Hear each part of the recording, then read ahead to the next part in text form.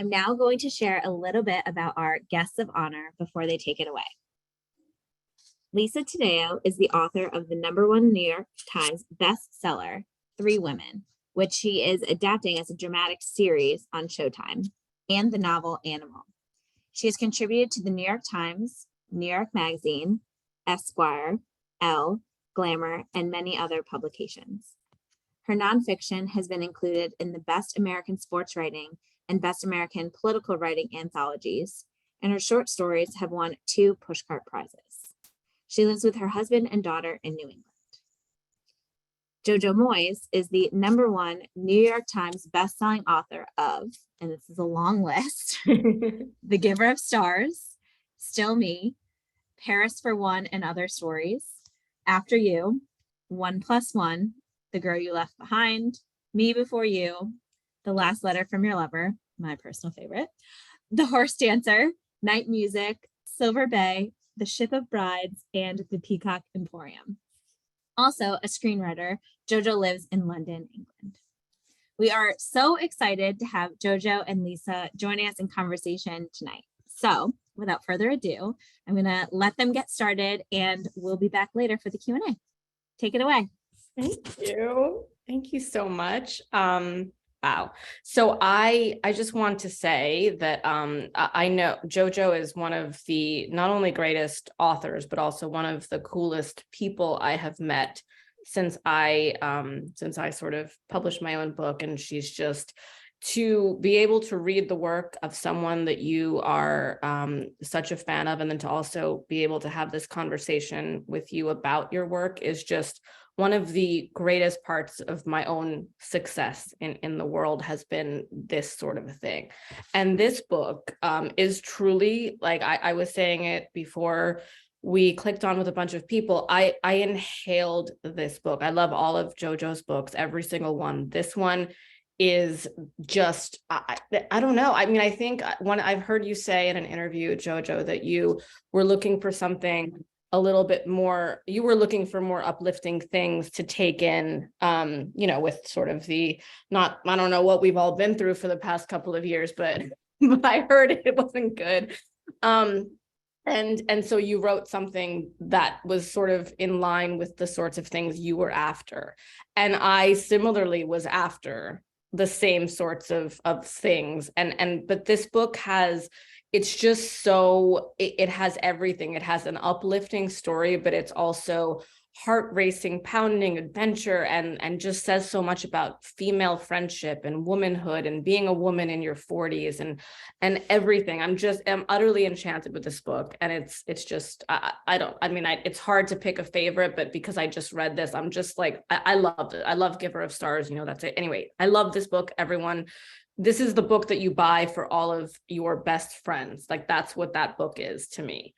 So I'm just sorry, I'm going to jump into asking you questions. I'm just very excited. The first thing I wanted to say is that the writing is beyond lovely, and 2 lines stuck out to me right at the top to kind of ground us in these 2 very disparate women's lives. And the first one was, Sam says, I feel like I'm walking in chopsticks when she's walking in a pair of Louboutin heels. And I don't think I've ever heard that it's just such a brilliant way of describing heels, and it's something I don't think will ever be I'll never think of it a different way. So that just was like amazing. And then Nisha, the other protagonist, talks about running and says the first mile of running is always the worst, fired by a choleric mix of resentment and lactic acid, which is just brilliant and beautiful. So for those of you who have not read it yet, I think it's only been out for a couple of days or so in both the UK and US, but the story begins when Sam, a woman living in London, picks up the wrong Marc Jacobs kit bag at the gym. And it's wrong because hers is a knockoff. And the woman that the real one belongs to, Nisha, Nisha's is a real Marc Jacobs bag, and in it is this magical pair of high heels and a Chanel jacket that sort of bejewels Sam, and denudes Nisha, whose life is about to follow the trajectory of her Marc Jacobs bag. Anyway, that's just, I just want, for those of us who haven't, and I just found this such a compelling beginning to start with. But the thing that is the most beautiful to me is that Sam is a woman whose struggle is quiet and less public and explosive than Nisha's, but they are both beset by a similar sort of despair, which is that of things happening to women often that they do not deserve. So that when their misfortunes collide, it's sort of a beautiful symphony of their voices. And my question to you, because I've had so many of these that I've related back to while I was reading, have you had any experiences in your life like that, where you have sort of found yourself soul sistered with someone with whom you'd never have guessed you had anything in common? Ooh, that's a great question. I'm going to say that something strange happened to me from my mid-40s onwards, which is I found I kind of soul sistered everybody. Like, I can pretty much tell the people I don't want to have anything to do with. I think by the time you're in your 40s and early 50s, you have a radar for the people you want to meet. And I should preface this by saying to the audience that after I read Three Women, your book, I pursued you in a kind of way that I had never, ever tried to introduce myself to another writer. I'm not really a kind of pushy person, but I literally made you have a drink with me when you were over in this country. I feel like I did that I wanted to meet you.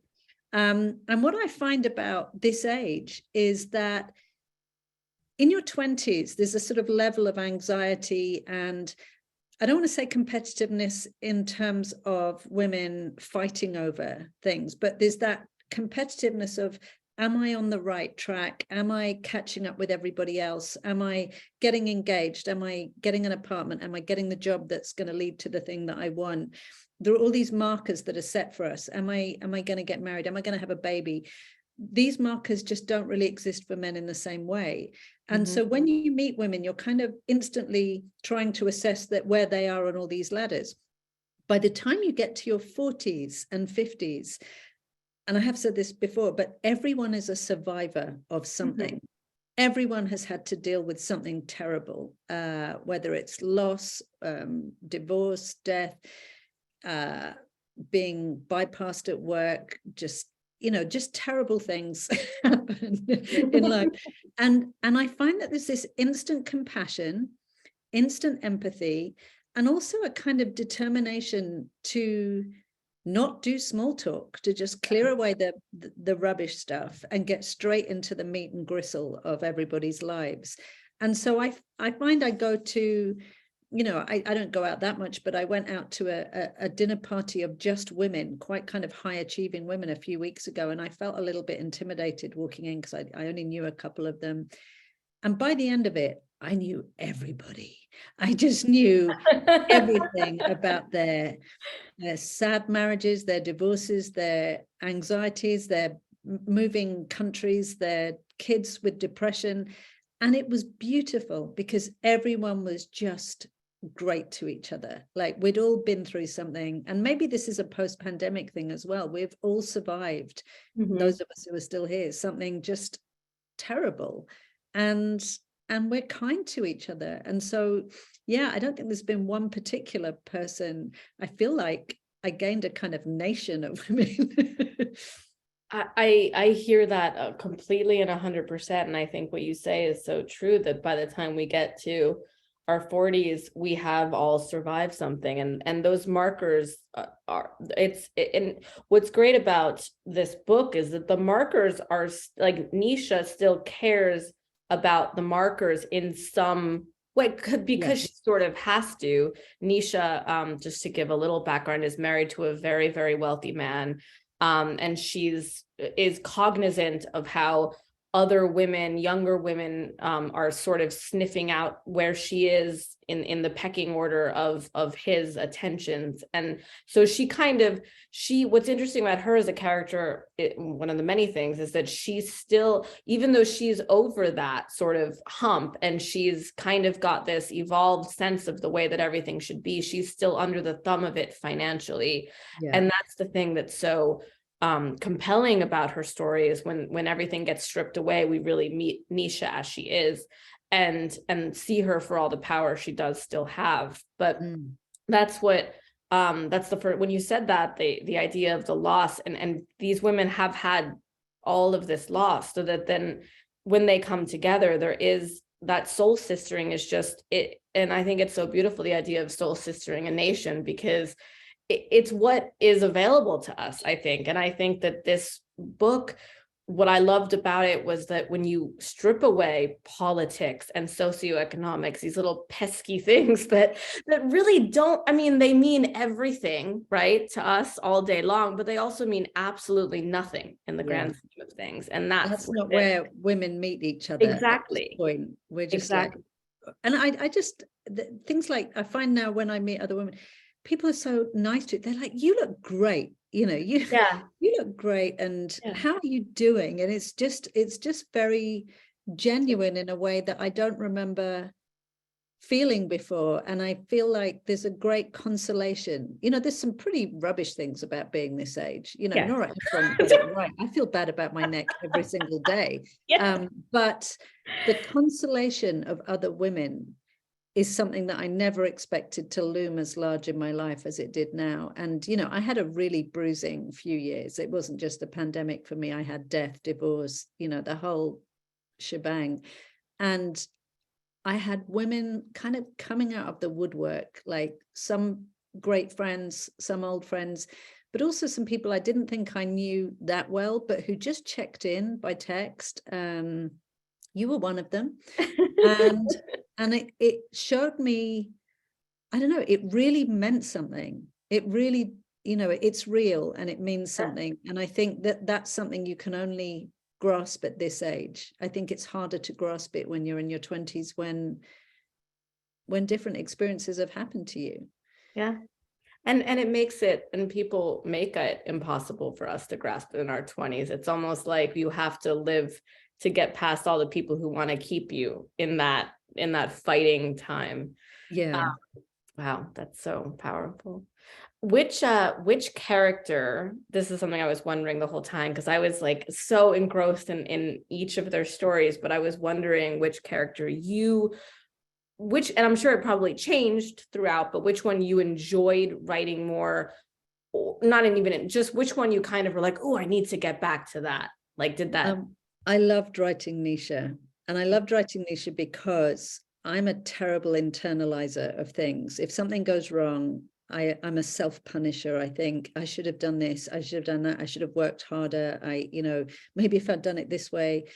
And Nisha takes all that bad stuff that happens to her and she flicks it straight outwards. She just goes through life like a guided missile, and she's angry. And I feel like it's almost kind of a male way of behaving. Like, she pushes her anger and her fury outwards. And when the thing happens to her, I don't want to sort of say too much, but yeah, it's not too much to say. Her husband, you know, does that classic thing of trading her in for somebody younger. She doesn't sit at home wondering what she could have done, because she knows she did everything. She was all over this trophy wife stuff. She was waxed and primped and preened and in the gym and wearing the nice underwear and making sure all the houses were, you know, perfect. And so she's just angry, and she's quite rude as well. She's, you know, the first third of the book, she's pretty, she's not someone you'd necessarily want to be around. And that's quite liberating to write, because we're so used to having to write nice characters and identifiable characters, that there was something really great about writing someone who genuinely didn't care what anybody thought of her and was just determined to go after the thing that she wanted.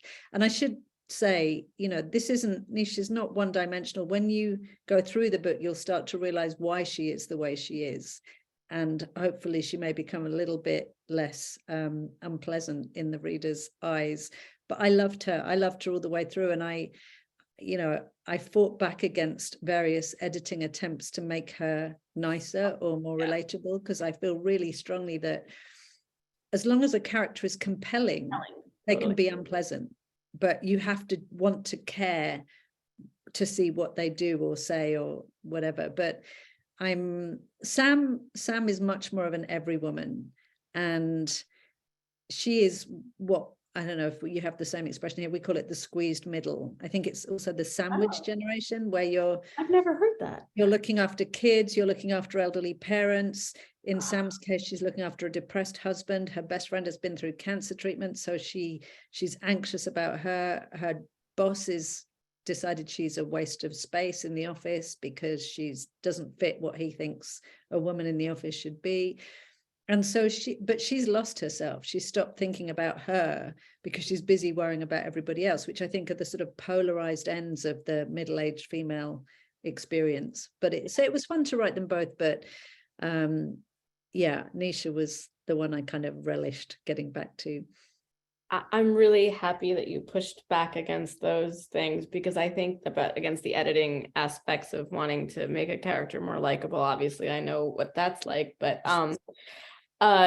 what I loved was, even at the start, even before we learn the things that make her who she is, which are, by the way, doled out so slowly and quietly, specifically with some family stuff with her son, that it's just so masterfully executed. But even in the beginning, before we learn anything about her, and she's like rude to the people at the gym who are telling her to get off her phone, and I like really very much empathize with that, because if I'm like talking quietly on my phone like this, and someone comes over and is like, "Miss, you can't be on your phone," and I'm like, someone's giving me a medical diagnosis and I'm gonna be on my fucking phone right now, like, and like you're being, like, so that's just, it's like you don't know what the person on the other end is dealing with. And so and Anisha's dealing with a lot, so I really every time she snapped at somebody, I didn't have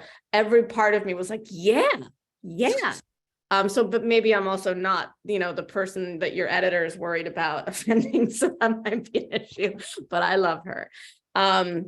When Sam lands a deal, lands her sort of like work deal early on, it's because she is wearing Nisha's shoes, in a sense, because she's kind of been bejeweled by Nisha's life. And it's in a sense, and the other guys, her colleagues at work sort of tease a little bit about it, but she's essentially using her sex appeal, albeit perhaps unwittingly. But what I liked about that whole moment is that it feels good to do that, right? I think it feels just as bad as it feels to be passed over or ignored for being the same, for your sex, for it not being sexy enough or whatever. I thought that the way that we saw this strength and utility being afforded to Sam, it was immensely gratifying for me to see that. And I just wanted to know what your take on that was, because I think that, I believe that women should use everything that they have at their hands and feet to get what they want. So seeing that made me happy, especially for Sam. Well, I think the original idea for the book was about armor. Like, what is our armor by this age, and what happens if we strip it away? And for Nisha, her clothes are more than armor. They are what she has decided she is. They're her version of the life that she has created for herself.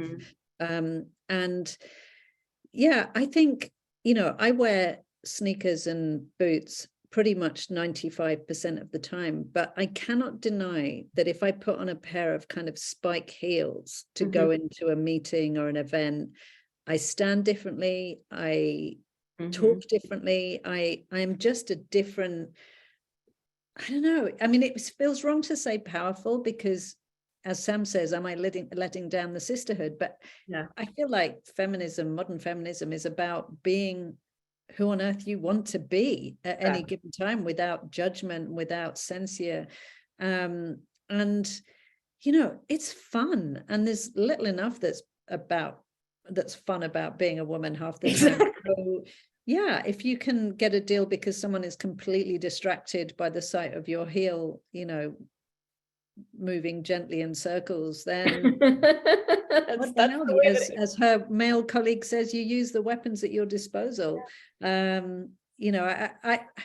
It's funny because that, youth is traditionally the thing that we associate with sexuality. But I think, even as a woman in your 40s and 50s, you can bring it. And Sam has forgotten that side of herself for a million different reasons. And I think it was interesting to me, just not just how others saw her and reacted to her in the shoes, but just about how she felt internally about herself. It's just, 3 meetings in, she's become a person with a slightly straighter spine. Yeah. And it's also, what I think is interesting is when she realizes that at first she's feeling nervous and distracted, but when she realizes that the man that she's, trying to sell to essentially is the distracted one, power is obviously one thing, but there's a peace that comes from that. Like the idea of like, oh, someone else is distracted. I'm the reason that happened. That's cool. That moment, I just felt such like it was like victorious to feel, that, I don't know. I loved it. And this novel is based on a short story, or it started as a short story, right? Which, I love short stories and I love talking about them. And I think that short stories are like the sort of the nuts for just like, I just think they can become the best sorts of adaptations of larger things. But so people have been asking you about this for a long time. How did you sort of come to decide on an expansion? Was it the niche aspect that popped in for you, or like how did it sort of? Yeah, I mean, I had been asked about this short story. It was weird, out of the whole Paris for One collection, this was the one that I always got asked about in Hollywood with different production companies. And I was just like, it's just a tiny story about one woman in a day, and I can't see how it can become anything else.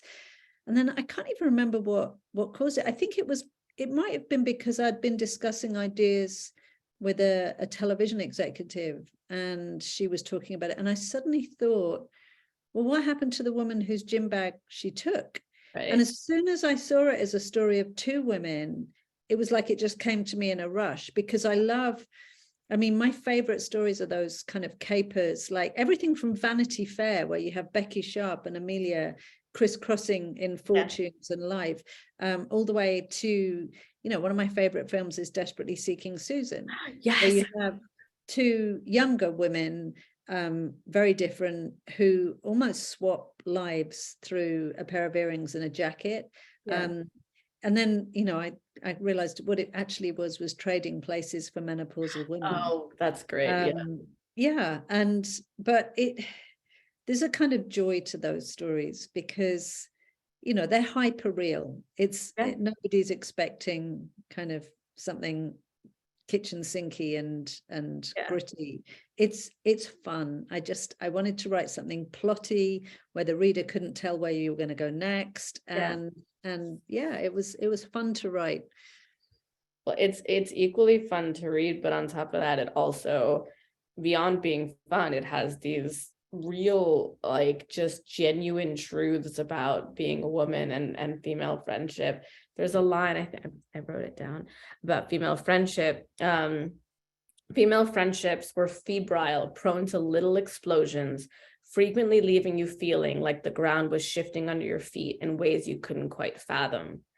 And I believe that's Nisha talking about Juliana, an old friend of hers that she's sort of, but and obviously that's in conflict with what you said about female friendship that you've seen going forward. But there is that to female friendship, those little explosions and the idea of not really knowing where you're at. Whereas I think, as it says in the book, I believe Nisha says it too, that with a man, you kind of know the reaction you're going to get. And with a woman, you sometimes don't.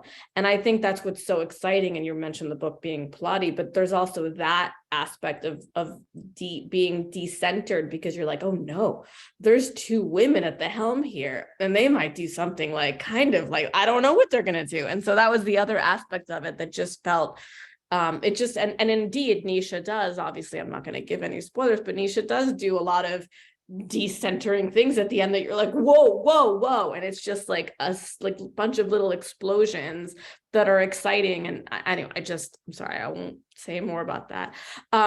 Do you have a pair? What is you said spiky heels? Do you have a specific spiky heel or a specific that I always think? I've been thinking about the coat that Nisha wears too. I believe is it Chloe? It's like a Chloe. It's an invented coat. I don't think they really made one, but I wanted. I was like, coat.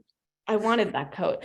What is your, even if it's an object from when you were, in your 20s or something, was there a totemic object that when you put it on made you feel like the best version of yourself?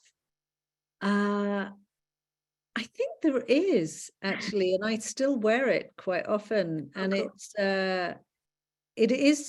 a kind of, I think it is kind of a shearling coat, but it's reversed. So the shearling is on the inside and it's navy blue. Oh, wow. And it has stripes on the sleeves. And I went out from my office in a very small town where I was living for lunch one day. And I walked past a local boutique and I saw this coat and I just fell instantly in love. I knew how I was going to look in it. I knew that I had to have it.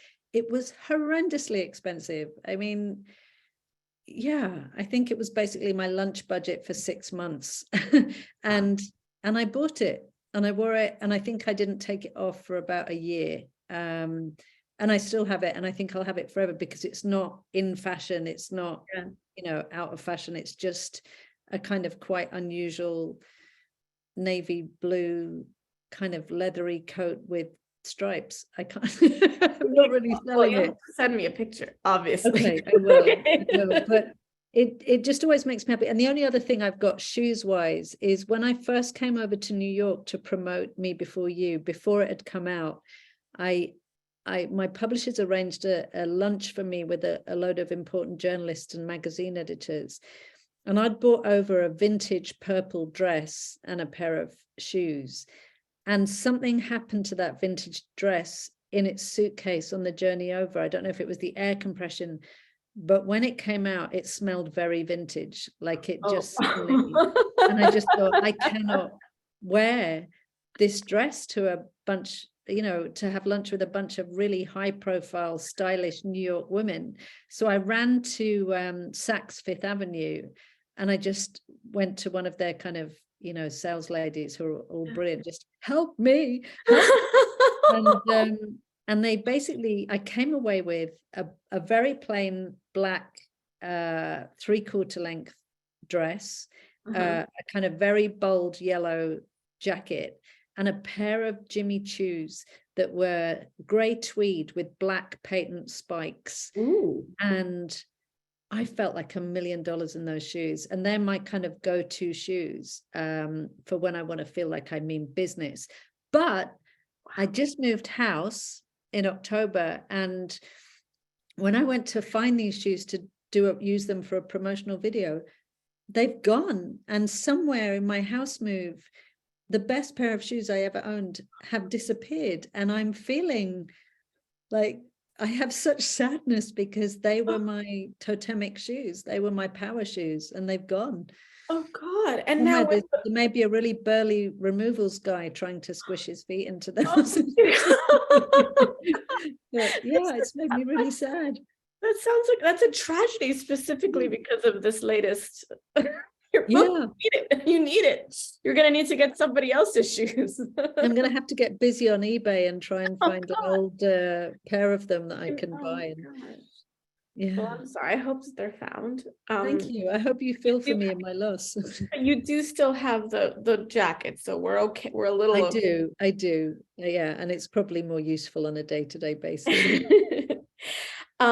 So the book's been out in the UK for a little bit longer, in the US since last week. I always want to ask you this in general, but specifically with this book, because there's one protagonist who is from London and one who is the US. Have you noticed a difference in just talking to audiences from the UK versus audiences in the US, like based on these two characters, maybe? Not so far. I mean, I was quite deliberate in choosing an American counterpart, partly because in my experience, I think American women, and I'm going to get shot down for saying this, tend to be better groomed than British women, or maybe it's just the British women that I hang out with. So You that's know, an interesting thing, because I feel like every time I go to London, I'm like, wow, everybody's got great haircuts here. And do you then think?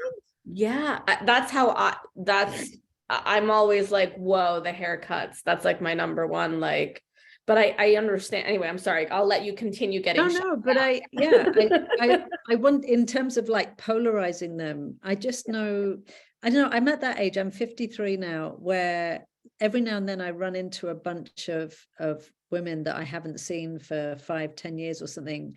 And it's that thing where you can really tell who's been through menopause and who's got older, and those who've made a conscious decision to fight, and those who've just gone, I got too many other things to do, you know. And it's like, yeah, it's quite a clear difference. And I mean, I say that as someone who's kind of going through it. I'm not like, you know, I'm not putting myself out there as better than or anything, but I just find it interesting, the people who just have made a decision that, well, time and age is what it is, and I'm just gonna let it have its way with me. And those who are hanging on, kicking and screaming, a lifeboat of Botox and hair dye, and just going, no, you will not take me. Take me. I'm not telling you which group I'm in, but yeah, my roots do need doing. Yeah. I believe whether you're fighting it or not, you look like you are perfect. So I will just, with coat and Jimmy Choo's notwithstanding. You know, I've always said that, and I feel it very remarkably. Every time I see you, I'm like, oh my God, isn't she supposed to be a little older than me? She looks 20 years younger, but that's fine. I'll deal with that. So you are also working on the pilot for the Yes. TV adaptation of this, Yes. which made me so thrilled to hear, because I cannot wait. I've only just read it in the past 2 weeks, and I cannot wait for it to be on a screen. How is that going? And I feel like I just want to know how it's going. Well, it's tricky because in this book, I don't think it's a huge spoiler to say the two protagonists do not meet for a while, at least not beyond that original gym meeting. And the thing about a television pilot is you have to have your main characters in that first episode, because that's what TV audiences demand. So I've had this technical issue that we've been chewing over of how to make that happen. And I think we finally worked it out last week, the week before, on a big Zoom call. But it you know, there was a lot of and I don't think this is going to work. And the thing I do love about TV as opposed to writing books is there are other people who are going to help you solve your problems. Yeah. Whereas when you're writing a book, it's just you. It's just you writing yourself into a corner and being grumpy and not knowing how can you possibly understand? You know, it's really difficult. So on that occasion, I was really grateful to have other more experienced TV heads there to help me, because I find television a much more challenging medium than film, because I find that films tend to follow the trajectory that I follow in a book. You may have a few time changes that you have to work out, but in general, you're going to have the same climactic moments. It's usually just a matter of stripping out what is unnecessary for a cinematic narrative. But TV, you know, it's 80% structure. And for someone like me, whose brain works mostly on kind of, I like characters and dialogue, you know, it's a big ask. It's a big ask. But, you know, it's fun. I never expected to be learning new skills in my 40s and 50s. And that's exactly what's happened. I feel like I'm still on a really steep learning curve. But also, I'm happy that if this does get made, and you know from your own experience that it's a roller coaster ride, and who knows whether anything will ever come onto a screen. But I like the fact that at its heart are 4 different middle-aged women. Yeah. And I think there seems to be an acknowledgement now in television that women's stories are valid and that there is an appetite for them. And there's so many female-fronted production companies. I mean, I think Reese Witherspoon's done an amazing job in bringing female narratives to the fore, and so many great series that, from Bad Sisters to Bad Sisters is phenomenal, right? Yeah, it really is. And Leanne Moriarty's books, the names Big Little Lies. Yeah, Big Little Lies. All those books, I think, have shown us that, if TV companies want to invest in this, we're sitting at home waiting to watch them. That's what I binge on. That's what I want to watch. So I hope other people feel the same way. When I was reading this, before I knew that that you were already working on it, I was just seeing it it's so screen ready. It's so visual, and the 2 women, I was just thinking about their 2 different worlds colliding, and it just made me beyond excited. What is your greatest hope for the book and an adaptation of it? Because for me, I like I said earlier, I'm giving it to all my friends, because what is the most exciting thing is the idea of you might be a Nisha, you might be a Sam, you might have a Nisha friend, you might have a Sam friend. It feels like you put this into someone's hand and you're instantly telling them that everything else can fall away, and we all have that same need and desire. And that for me was just so exciting to be able to for that to go forth into the world. Well, I had this New York Times review, which made me cry, actually, because, commercial fiction books like mine don't always get reviewed in broadsheet newspapers. And this review said that essentially this was a book about women who had grown accustomed to being invisible, relishing being seen by other women, really seen. And I thought that was such a great way of looking at it, because when everything is pushing against them, these 4 women in the end really see each other, and they see what each other needs. And it's not a sentimental thing. They get grouchy with each other. They get cross with each other about too much hot water, or, things each other say. There's bickering, there's uncertainty. But essentially, these are 4 women who recognize each other's struggles and have each other's backs. And that was the joy in it, because there is a joy in it. And, I get joy every single day from female friendship. I mean, I like men too. They're fine. I gave birth to a couple, like baby men. But it has been striking to me, the level of joy and gratitude I get from women around me. Oh, that's beautiful. What is your what's your can we say post-pandemic? At your post-pandemic writing schedule and writing life and creative life, how has that blossomed, changed, etc.? What is new for you in that realm? Well, I had actually booked myself a year off in 2020 was going to be my gap year, because I'd been working too hard for a long time. Okay. And I was getting frayed at the edges. I was having panic attacks, and it was tricky. And so I'd planned this year of rest and friendship and catching up with people who I hadn't seen for ages, and travel. And then instead I got a pandemic. I got a divorce, and my mom died. It was like, sorry, but it was comically awful. Like, there's just some points in your life, my oldest friend, who I've known since 16, we had this running joke that every day one of us would be ringing each other from a lay-by in our car, weeping, and that every conversation we ever had ended up with, "It's a lot." It's a lot. It's always a lot. What are you going to do? It's a lot. Yeah. And for that year, that writing should have saved me. I mean, I used to have conversations with Jodi Picoult, and she would have written another book, and I would be like, I can't make supper. How are you actually just? And I think writers went one of two ways. They either became really prolific or they froze, and I froze. I just couldn't do anything for a year.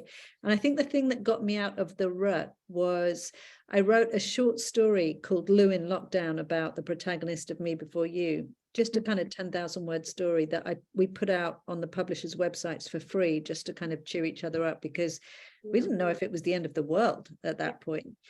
And that kind of reminded me that I could do this thing. Yeah. And now, do I have a writing routine? I can only write in the mornings. I can do scripts in the afternoons, but I can't write books. I have no idea why. It's just how my brain works. But I don't work as hard anymore. I've worked out that I can't work at that rate and stay healthy.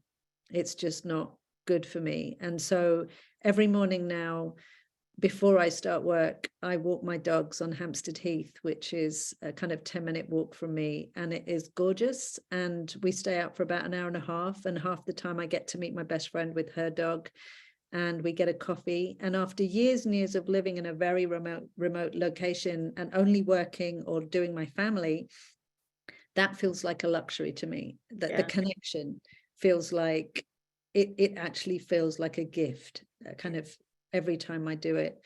And then I work, for a couple of hours, hopefully into the afternoon if I've got time. But, I have 3 kids, various are at home at any time, 2 dogs, a cat. There's always chaos. There's always something going on, or a builder that needs to do something, or, so like everybody, every writer I know, it's not just the pram in the hall, it's the plumber's van, it's the dog that needs to go to the vet, it's the, dad that needs a lift somewhere. It's just always a matter of kind of negotiating my way around all those things before I get to actually sit down and work. I mean, I don't know about you, sometimes I just take myself away. For years, the thing I did was book myself into a hotel and not look up for 3 days. Like order room service, sit in a dressing gown, end up hunched over like that. But then I could bang out kind of 10,000 words in that time and unsolve any problems that I'd set myself. That's great. I love the idea of the 10,000 word short story going on. I think that's such a powerful thing. And to anybody who's listening, who wants to write and who is in a hole or, a blockage, I think that's that certainly helped me. The idea of sometimes when you are stuck on something, the important thing is to just do this tiny thing over here. Not that was tiny, obviously, but it was the fact that it brought us here. I mean, this is really, it kickstarts a muscle. Writing is a muscle. Exactly. Mine had grown flabby. I needed to take it for a little walk. Yeah. Yes. Well, that was a helpful thing, because I was just like, oh, okay, I know what to do now. Thank you, Jojo. Thank you. I think we should open it up to Q&A. I just wanted to hold this one more time and just say, should be holding mine. Sorry. What? Sorry. I should be holding mine up. Well, I mean, I can do it. I'll do it. It's like it's together. It's like we're together. No, this is Jojo. This is a truly remarkable achievement, and it's and also just the joy of it to read. And I cannot wait for anybody out there who has not read it yet to get to read it for the first time. Thank you, Lisa. I'm so grateful that you wrote this. Hello, I'm back. This is such a great conversation. Thank you so much. We will now jump into the Q&A from our audience. So just a reminder, feel free to submit any questions that you have using the webinar's Q&A feature at the bottom of the screen. So we'll start with some of the ones we've already gotten. I will also just say that there are a lot of compliments in here for both of you. We have a lot of big fans in the audience, so I think that's always a great thing to share as well. So first question, what is the best piece of writing advice you received that you still use in your own writing? Ooh, is this for both of us?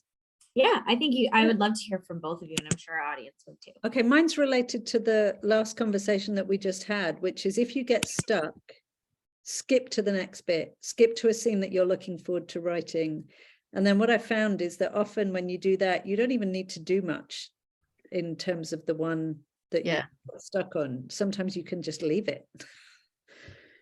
I love that. I've loved that so much that I'm using that for the rest of my week. For me, that I still use. I think writing very early in the morning. I know everybody has different et ceteras. I think that someone once said to me, just get up before everybody else is up. And what I find, especially when you have another job or anything, it's, you know, around 8:30, 9 a.m., everyone starts sort of kicking about. In the very wee hours, nobody is. And there's a freedom to that I find very homeopathic for writing. I think I might have said that to you. Really? Because I used to get up and write at 6 a.m. Oh, okay. Maybe it was you. It wasn't, it's not just the job. It's like before the detritus of the day has a chance to lodge in your head, before the 8 million tasks. And it's something about that, the membrane between sleep and the first bit you write is thinner. So there's a kind of purity and a freedom to what you start writing that isn't there later in the day. But I can't do it now. I'm too tired. No, I feel the same way, but I still will try. I will still use it though. But that I love that about the membrane. That's so true. That's so beautiful. Great advice. So I have a few book specific questions. So what is the first thing that you wrote for this book, and did it survive? Ooh.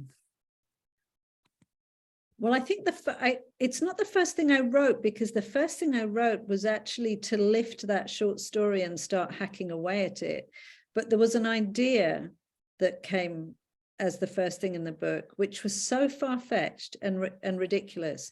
And it was to put Nisha, who is germphobic, incredibly proud, just obsessed with her clothes and her presentation, to put her in the worst situation that she can imagine. I don't know how much to say, because very few people will have read that far, but it involves her being under a bed at a time when you would not want to be under that bed.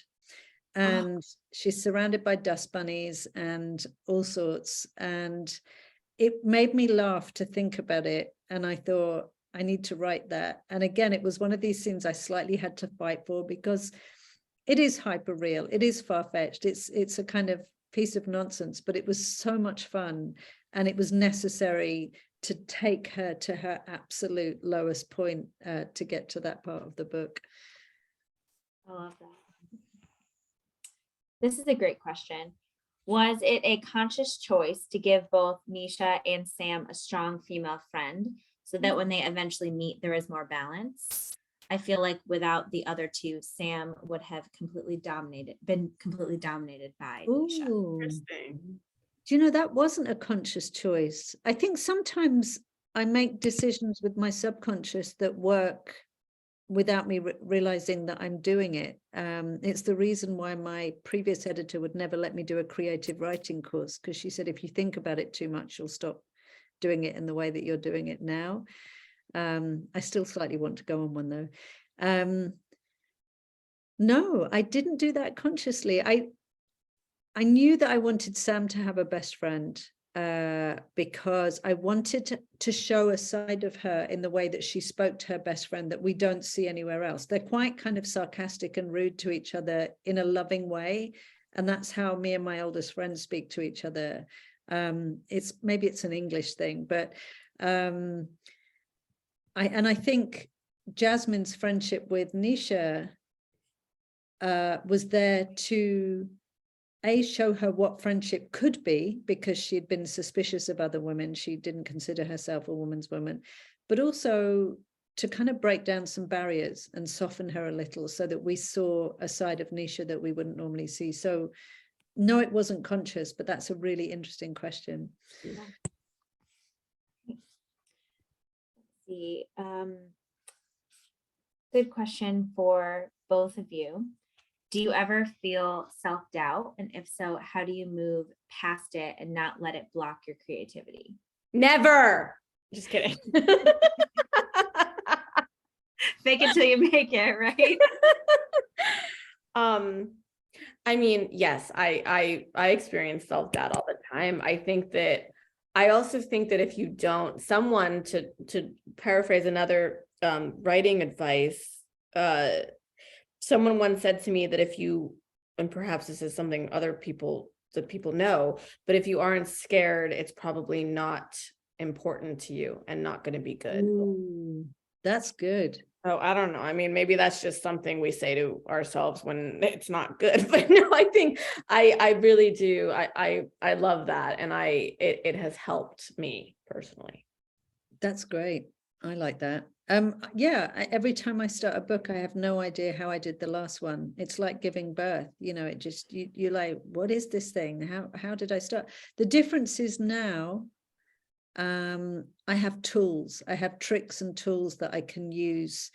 So, I'll write the first chapter, and in nearly all cases, except for this book, I'll delete that chapter at a later date and put something else in its place. But it's really just to fool my brain into saying, okay, we're doing this.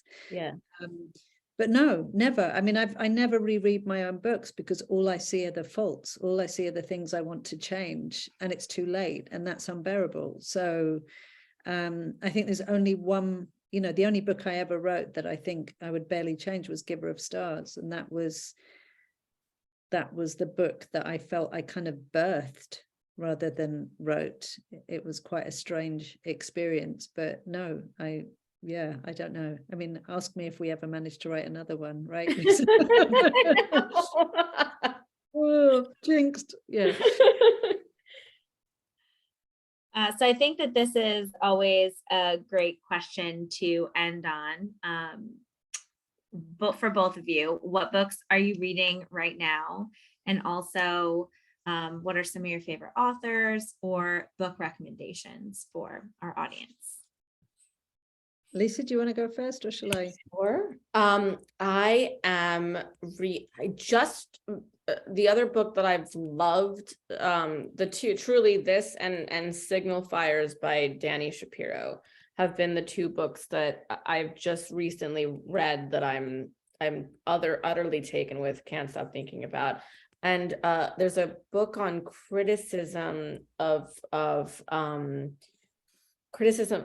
basically someone like Nabokov, now knowing what we know now, etc., Woody Allen, blah blah blah. How do we read and look at the art that we've always loved through the lens of the way that the artists have been shown to be?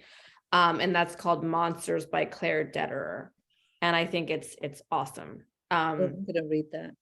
It's really good. I keep hearing about the Dani Shapiro too. I must think both of those.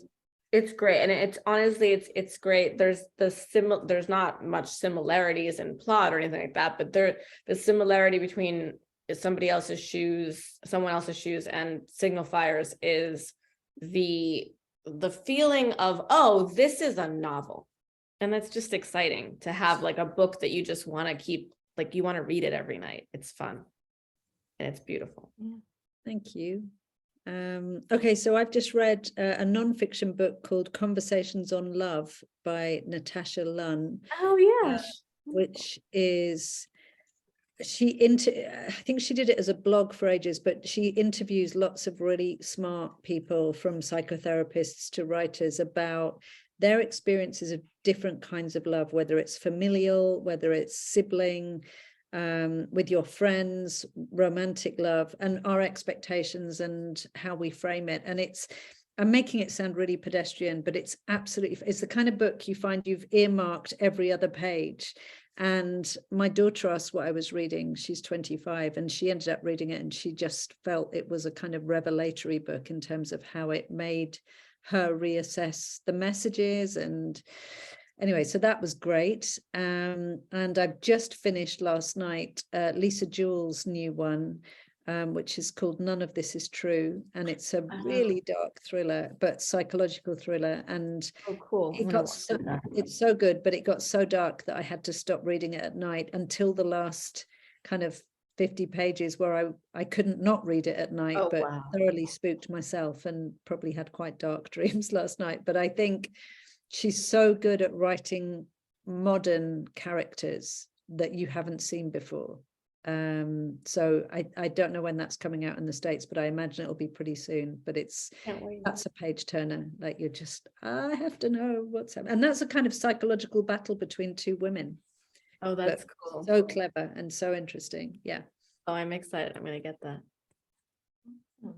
Great. Thank you for those great recommendations. I know we were able to get some of those links in the chat if you're interested in reading any of those books. As a reminder, please consider purchasing your copy of Someone Else's Shoes.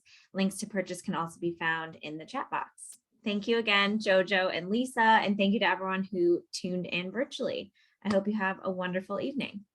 Thank you Thank so you much. so much for having me. Thank you, Lisa. Of course, thank you. Bye. Thanks.